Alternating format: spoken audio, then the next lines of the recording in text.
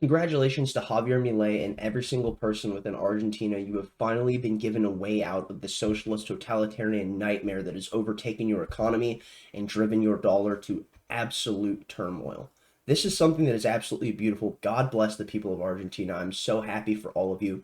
The thing that has to be understood, though, is that now the eyes of the entire world are turning on you, and with it, because of the nature of de-dollarizing from the peso and attaching to the US dollar, on top of the fact of all of the insane, let's say, hysteria that will soon be going around in Argentina, you can expect the next couple months will be fraught with chaos. That is an absolute guarantee. I'm very curious to see the nature of what Javier Milei goes to chop down first with his chainsaw. It's genuinely unbelievable. And if this isn't an incredible white pill for so many people who have just been sitting there taking the black pill, living in the state of doomerism, it's time to abandon doomerism. And I said something to a friend recently when I was talking about Argentina, and I ended up writing it down because it rang so true in my heart. And what I said was, victory was never assured, but defiance of those who controlled the evil orders of this world was always a guarantee. In the end, the good may not win the day, but it is our duty to act as if we shall. And that is the white pill. And the election of Javier Milei in Argentina is one of the biggest white pills I have gotten in quite some time. The cultural powder keg has been lit, and with it, there is no stopping an idea whose time has come. Let's go ahead and jump into this. From Zero Hedge on Twitter, Milei wins Argentina's presidential election as Massa concedes. Isn't that something? The mad lad did it. He actually freaking did it. And we need to give credit where credit is due. Sergio Massa conceding the election, not freaking out and acting like he is the rightful winner of this. And with it, we can see that this nature of dignity, the people within the United States political apparatus could learn a few things. Because it doesn't matter if you're left or right, as we can see throughout the years of the past, I would say, like 25 years of American politics, just the time frame that I've been alive. Well, we've seen it happen numerous times. Whether it was with Bush and Al Gore, whether it was with Trump and Hillary Clinton, whether it was with Donald Trump and Joe Biden, people will always claim that the election was stolen from them solely because the standards of the person that they were voting for didn't get put into power, and because of that, that means you're going to have to live under the rule of thumb of your ideological opposition, and with it, they decry that it's not fair. Well, maybe you shouldn't have to live under the rule of thumb of your ideological opposition, period, and you shouldn't be voting on these things, and you should live in a free society. Just a thought. Now let's go ahead and jump into this clip of Javier Milei explaining the merits of socialism and why it's such an issue. El socialismo es siempre y en todo lugar un fenómeno violento, asesino y empobrecedor. Esa es la característica del socialismo. A violent, murderous, and impoverishing phenomenon. That's absolutely true. That's all it is. And anyone that needs further explanation or understanding of this can go ahead and look at the history of the Soviet Union. Now on to Dave Smith. Wow, Javier Milei won. Hard to overstate how huge this is. I know he's not perfect, and who knows what obstacles he will still have to overcome, but a presidential candidate winning on a bold libertarian populist message lays the groundwork for what is possible. And it absolutely does. What we see is, End Wokeness says, holy shit, Argentina just elected Javier Milei as their next president. History has been made today. Elon Musk responds saying prosperity is ahead for Argentina. Isn't that something? Now we go on, and this is a clip from Citizen Free Press. Argentina is popping off after Javier Milei is elected the next president of the country. I'm going to go ahead and play this. It's roughly a minute. Let's go. Vamos! The man, the myth, the legend.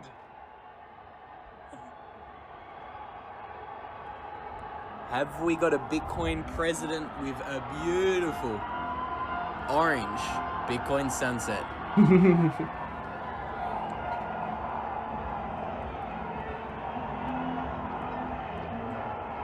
The people of Argentina have been activated, and with it, there is no stopping this. And as I stated in the beginning of this, I'll take it right back to the quote from Ron Paul. There is no stopping an idea whose time has come. Now on to Vivek Ramaswamy. Just a century ago, Argentina was one of the 10 wealthiest countries in the world. Today, Argentina suffers 124% inflation and loses economic migrants to other countries. Congratulations to Javier Milei. Now the hard part begins. May the spirits of Mises and Hayek be with you. I'm going to go ahead and play this clip of Vivek Ramaswamy, and then we'll jump right back into it. Javier Milei won the Argentinian election. Good news, I would say.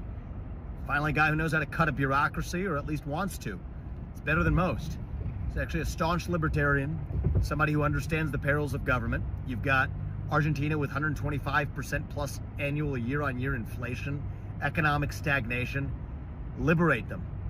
Right now, globally, you have this great reset, the disaster of institutional elites across transnational boundaries, shackling the countries through their transnational economic policies.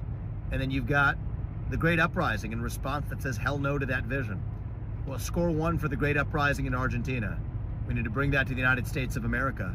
And I wish him well. Tear down the bureaucracy, shut it down, revive your country, and we're going to see if we can't do the same thing here in the United States. I absolutely adore the way Vivek Ramaswamy ends this. May the spirits of Mises and Hayek be with you. And for anyone that is unaware, Vivek Ramaswamy is post-libertarian in his thought process and his ideological framework.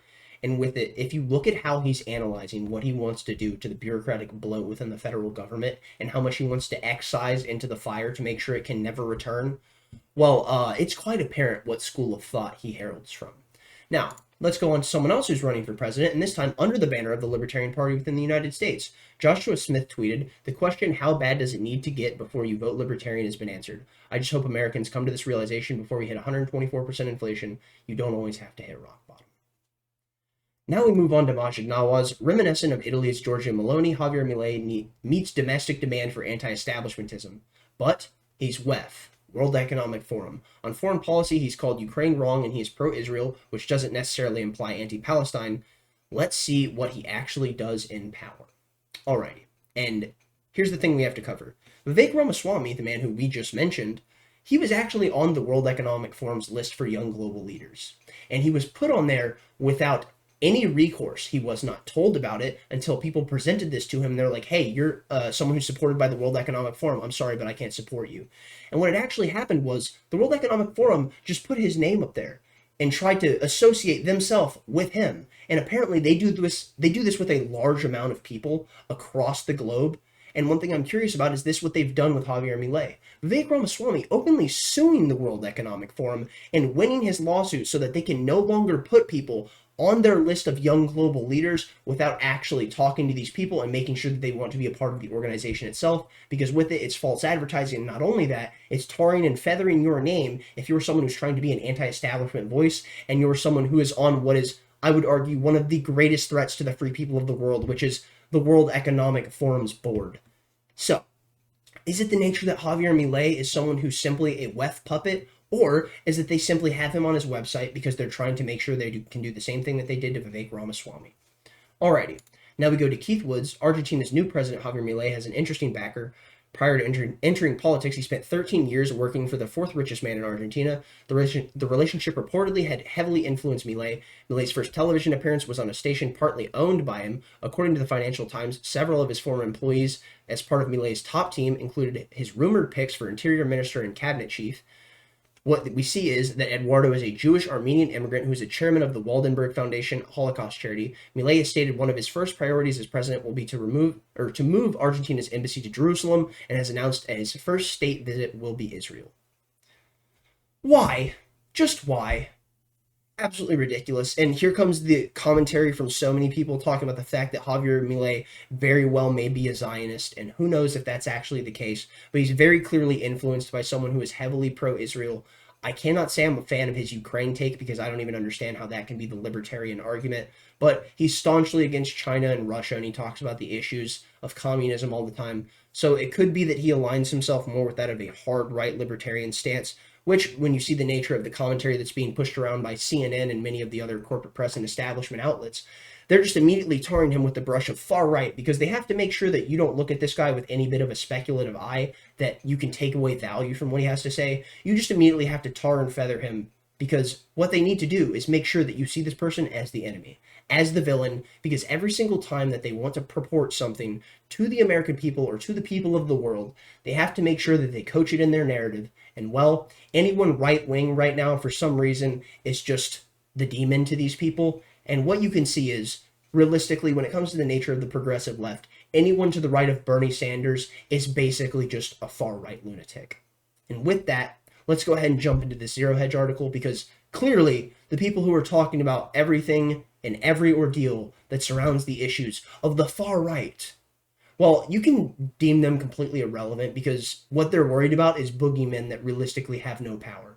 Now let's go ahead and jump into it. From Zero Hedge, anti-woke central bank nemesis Javier Milei wins Argentina's presidential election.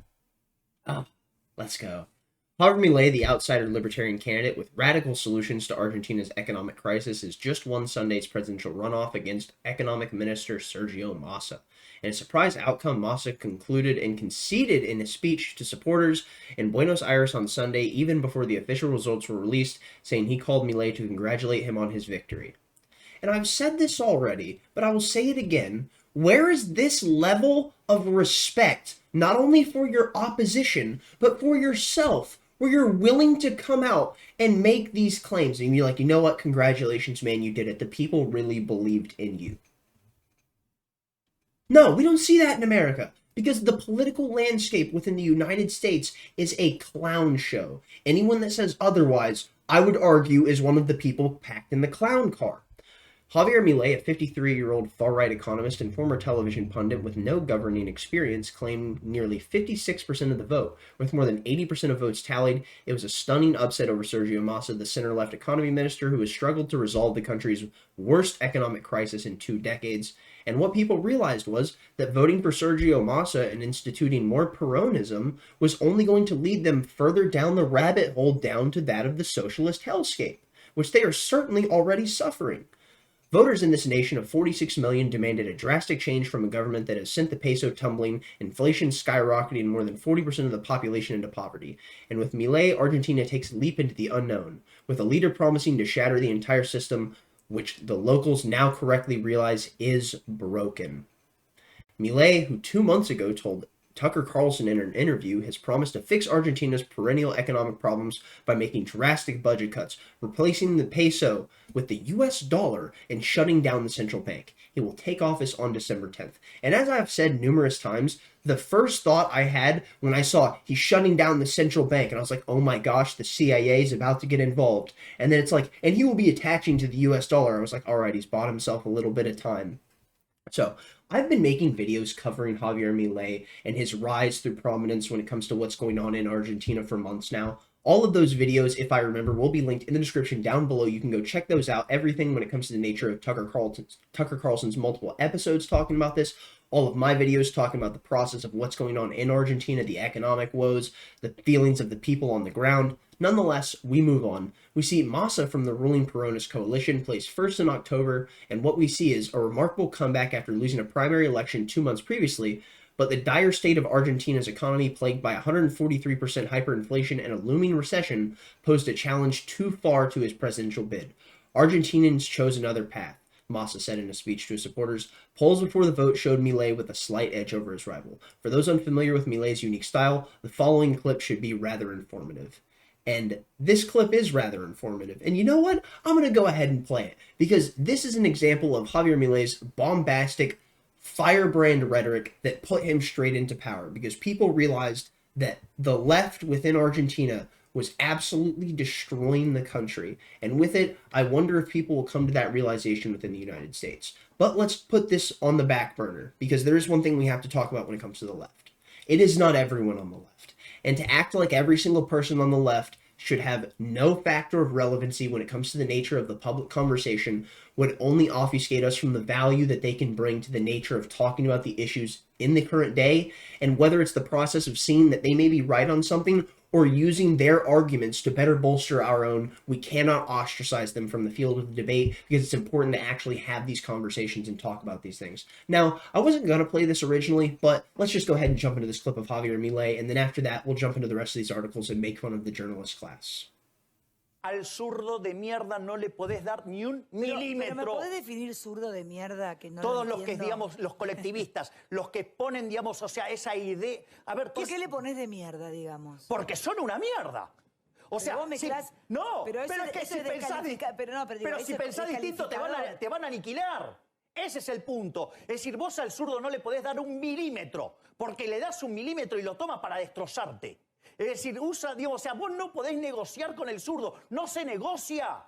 No se negocia con esa mierda, no se negocia porque te van a llevar puesto. Si tienen un golpeador que caga trompadas a la mujer, digamos, si es de ellos, ¿me entendés? Se pone el pañuelito verde y grita todo el tiempo contra el neoliberalismo, lo ocultan. ¿Me entendés? O sea, si de repente hay alguien que acosó a un periodista que acosa a otra periodista, lo ocultan. Es decir, a todos los de ellos lo ocultan. Todas esas aberraciones la ocultan.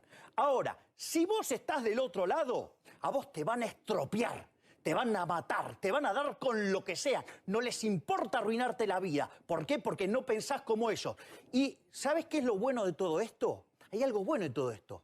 Porque como el error es humano, como todos nos podemos equivocar, ¿sabes qué nos obligan? Nos obligan a ser mejores. Y como estamos siendo tan mejores que ellos, como los estamos aplastando en la batalla cultural, los estamos pasando de arriba, porque no solo le ganamos en lo productivo, somos superiores moralmente, somos superiores estéticamente, somos mejores en todo. Y les duele, les duele. Entonces, como no pueden pelear con las herramientas legítimas, se apalancan en el aparato represivo del Estado, poniendo torres de guita para hacernos mierda. Y aún así no pueden, no pueden. Tuvieron que bajar la nota, tuvieron que bajar la nota.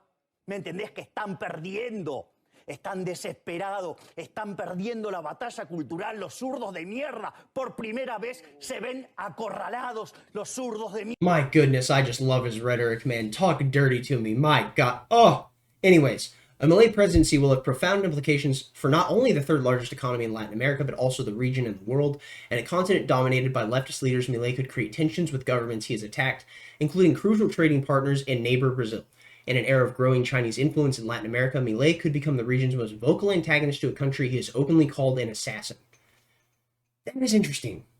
Milei made a name for himself as a television pundit who insulted other guests. He has shown a tendency to fight with the news media. In presidential debates, he has also cast out and widely accepted the tally of murders during the country's dirty war from 1976 to 1983.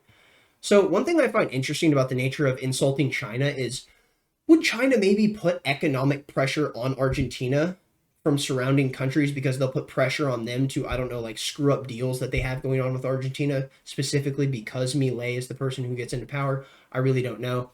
What we see is he has branded Argentine Pope Francis an evil leftist, called climate change a socialist lie, and said he would hold a referendum to undo the 3-year-old law that legalized abortion. So here's the thing that I want to cover immediately. What we see is when he says Pope Francis is an evil leftist, what they're referring to is he called him an evil leftist apostate. He called Pope Francis a communist apostate. And with it, when that happened, I was like, oh, this guy might have just shot himself in the foot, because there's such a large denomination of the voting bloc within Argentina that is Catholic. I was like, man, you might have just done yourself in. Turns out I was absolutely wrong, and he ended up being just fine and getting elected as the president. Well, what do we see? Called climate change a socialist lie. So that's not entirely true. The climate change agenda could be considered as such, but climate is changing, and we are affecting it, just not to the degree that people think we are. And a perfect book for people to read if they want to go find stuff out about this would be Fossil Future by Alex Epstein. Genuinely amazing book, can't recommend enough. All right, moving on, we see Massa was emblematic of the ruling elite caste that Milei despised, saying that he wanted to take down the country's political caste, the Argentine version of Trump's Drain the Swamp. And he said that Massa was king of the caste. And with this, we can see the career politician attempted to distance himself from the leftist government of Alberto Ferdinand and Cristina Fernández de Kirchner, their heirs to the populist dynasty first launched by Juan and Eva Evita Perón in the 1940s. Along with a grassroots campaign of activists, Massa sought to stoke fear over a Milei presidency that they could threaten Argentina's democracy and the way of life. All right. One thing we have to cover here, and this is something that the United States need to understand, is sometimes you just have to rip off the Band-Aid. And with it, the reason you have to do so is because you have to understand what the wound looks like. If you just keep putting on more and more Band-Aids and more gauze and more layers of patching, eventually your wound will be infected to the point where the arm will have to be removed. And this is something that a lot of people have to understand, is that actually addressing the issues which ail us on the economic front, while it will suck in the short term, it is necessary. And this is why it's important to just rip the Band-Aid off entirely and get it done. And this is something that people within the economic ladder of the United States should really think about.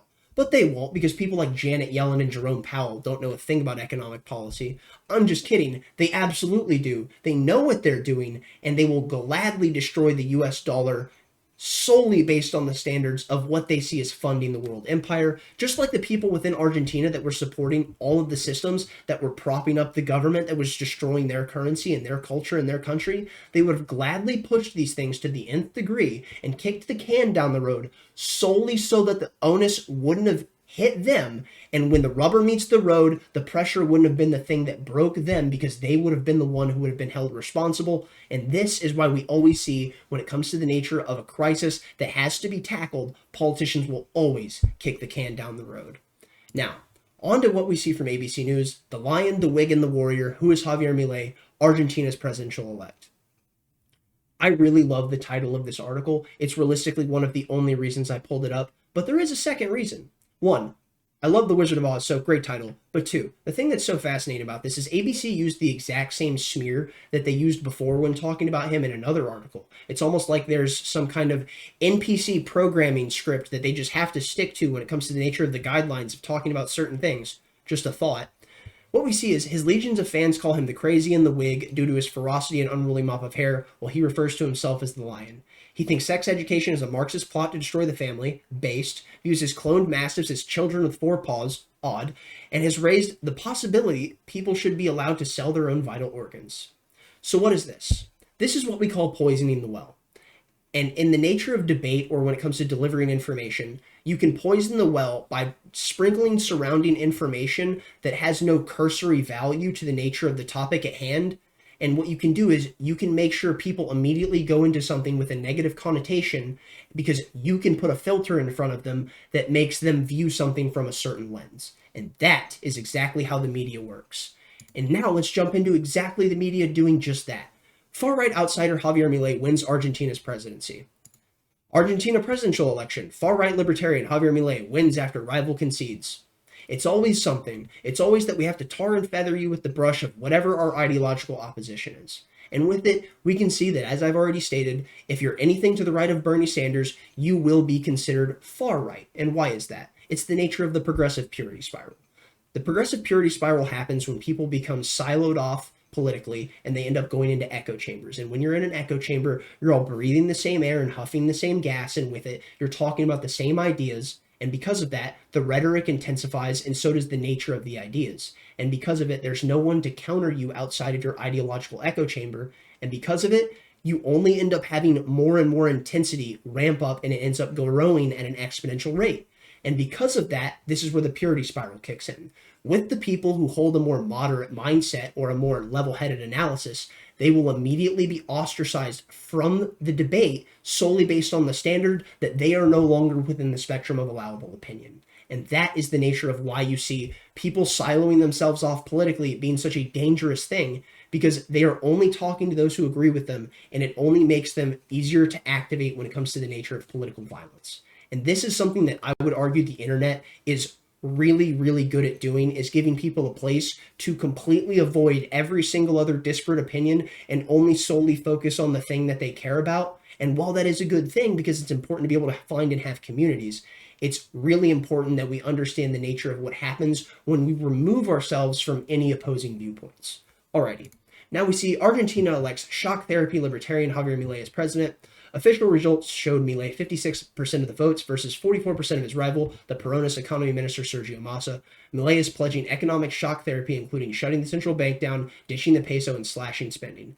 Milei will have to deal with $44 billion debt program in the International Monetary Fund, inflating nearly 150%, and the dizzying array of capital controls around him. So, what do we have here? We have the understanding that shock therapy very well may be the thing that's necessary. And with it, that's just the equivalent of ripping off the Band-Aid. And maybe it's time the people of the United States realize that you need to detach yourself from the central bank. You need to actually worry about making sure that you have a stable currency, because people are talking about it. And with it, we see that one of the most important conversations to be had when it comes to the political landscape, which will lead to abject turmoil within the United States, we're avoiding it. Just like they avoided it in Argentina, and it led to the inflation rate with which they suffer and the decay of their culture. I'm going to go ahead and end it there. Thank you for watching if you got this far. Subscribe if you like this kind of content. I put videos out basically every single day if possible. I rarely miss, and with it, I have a backlog of roughly over 100 videos covering a myriad of topics. Go ahead and check them out if you're willing. Subscribe if you like this kind of content. Thumbs up if you liked it. Thumbs down if you didn't. Tell me where I'm wrong in the comment section down below. I'm more than open to honest criticism, and honestly, I enjoy it because it allows me to counter my own bias. So, thank you for watching. Stay lovely, stay great. Tell someone you love them. Peace out.